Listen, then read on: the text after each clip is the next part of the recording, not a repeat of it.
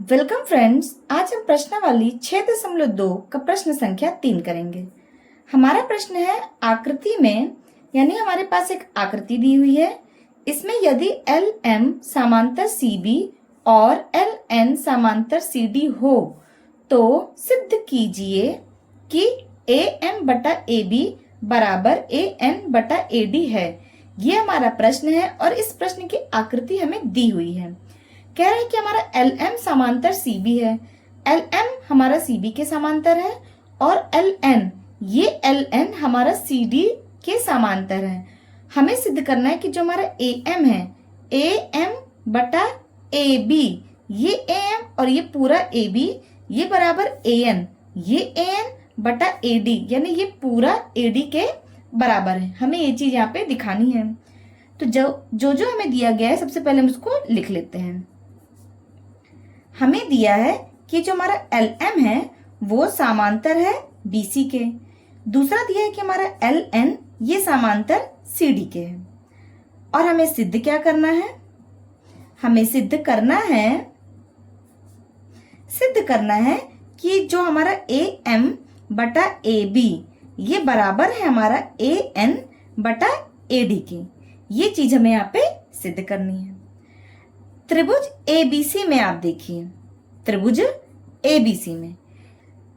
ABC में आप देखिए, यहां से हमारा एल एम बीसी के समांतर दिया हुआ है।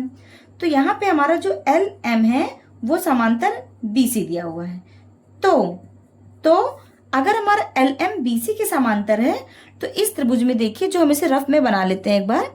ये त्रिभुज कुछ हमारा इस प्रकार है, छोटा सा हमने बनाया है। ए बी सी त्रिभुज में यहाँ एल है और यहाँ एम है। हमारा एल एम बी सी के समांतर है, तो ए एम बटा एम बी बराबर ए एल बटा एल सी हो जाएगा। तो हमारा जो ए एम बटा एम बी ये बराबर हो जाएगा हमारा ए एल बटा एल सी।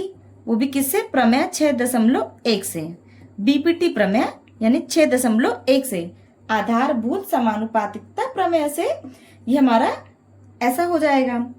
अब त्रिभुज एडीसी में देखिए,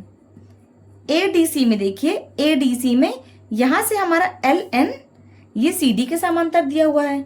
इसे भी हम यहाँ रफ में बना लेते हैं ताकि हमें समझ अच्छे से आ जाए। ये ए है, ये डी है और ये सी है, ये एल है और ये हमारा एन है। यहाँ पे एडीसी में देखिए, जो हमारा एल एन है वो सी डी के समांतर है, यानी त्रिभुज एडीसी में हमारा एल एन समांतर सी डी, ये चीज हमें दी हुई है, ये चीज हमें दिया है और ये भी हमें दिया है। अब जब ये हमें दिया है तो वहीं पे हमारा ए एल बटा एल सी बराबर ए एन बटा एन डी प्रमेय 6.1 से हो जाएगा। यानी कि हमारा ए एन बटा एन डी बराबर ए एल बटा एल सी हो जाएगा। ये भी हमारा प्रमेय 6.1 से हो जाएगा। इसे हम समीकरण 2 मान लेते हैं। अब आप समीकरण 1 और समीकरण 2 को ध्यान से देखिए तो एलएचएस साइड और आरएचएस साइड में कुछ आपको दिख रहा होगा।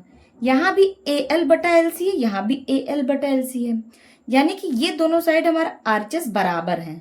जब हमारा आरएचएस बराबर है तो हमारा एलएचएस भी आपस में क्या हो जाएगा? बराबर हो जाएगा।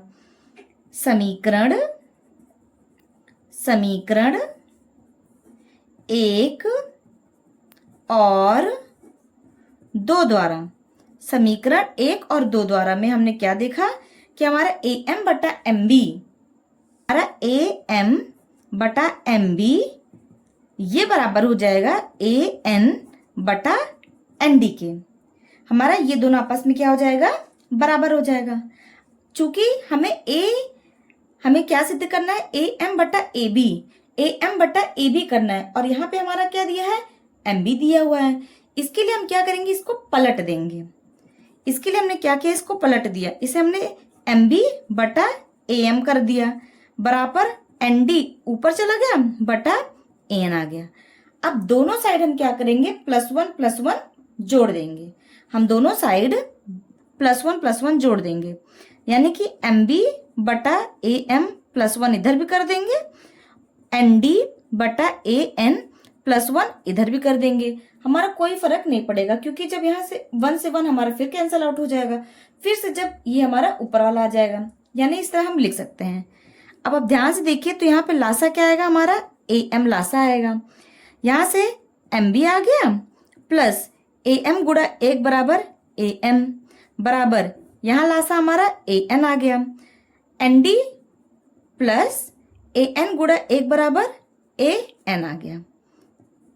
अब A M B plus A M B plus A M, देखिए एम बी और ए एम किसके बराबर है, ए बी के बराबर है।